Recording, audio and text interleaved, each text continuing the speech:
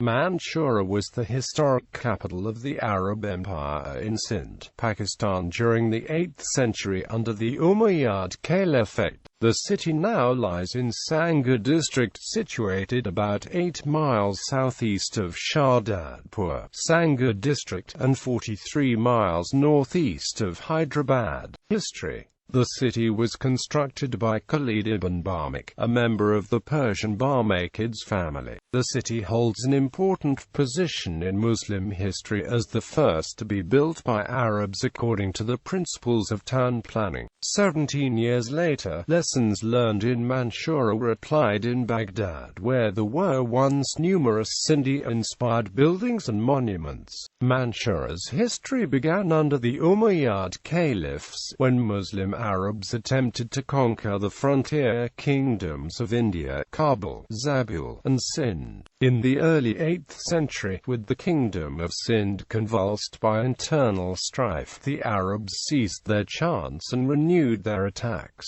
Thereafter it was captured by Muhammad ibn Qasim, nephew of al-Hajjaj ibn Yusuf, the governor of Iraq and Khorasan. Qasim's successors attempted to expand from Sindh into the Punjab and other regions. Al-Masudi ascribed the foundation of the city to Governor Mansur ibn Jamhur, the last Umayyad governor of Sindh. Umar ibn Abdulaziz, who belonged to the Banu Habib tribe, the clan of Banu Asad, was the first governor of al-Mansura. Under the caliphate of al-Mansur, Khalid was appointed governor of Fars, and, after helping obtain Prince Isa ibn Musa's renunciation of his succession to the caliphate in 765, became governor of Tabaristan. Around the same time, his son Yahya ibn Khalid was appointed governor of Azerbaijan. According to historians, Mansura was a beautiful town with vast orchards of mangoes and groves of date palms. Today the ruins of Mansura spread over an area 4 miles in circumference near the modern city of Shahdadpur. The most significant ruin found in Mansura is the large courtyard of a Jamia Masjid, while the remains of temples destroyed by the Muslims were reused to build mosques, leaving no remains other than a small temple structure called a deri, which may have been related to the practice of sati.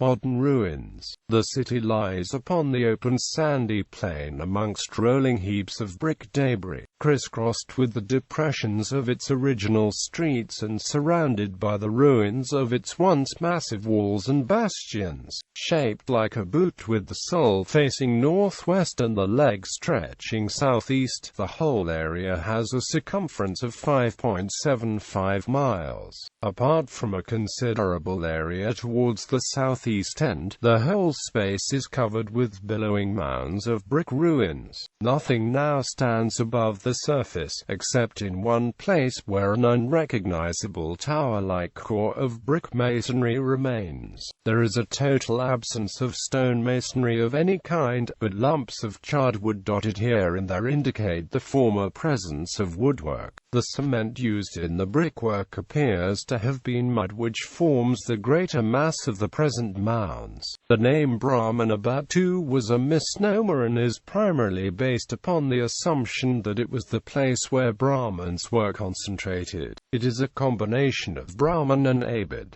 Abid means settled and is a Persian word. It is simply impossible that the Brahmins could have named the city Brahmanabad using a Persian suffix, because the indigenous Sindhi language, or its previous regional dialects, was rich with many such words as wan, wasti, wari, etc. In fact, the city was established earlier than the Brahmin occupation of and settlement in the site by the Persian Sassanid king Bahmanwa. This information is based on the historical works of Majravati, a prominent historian on the northwestern parts of India, particularly Sindh.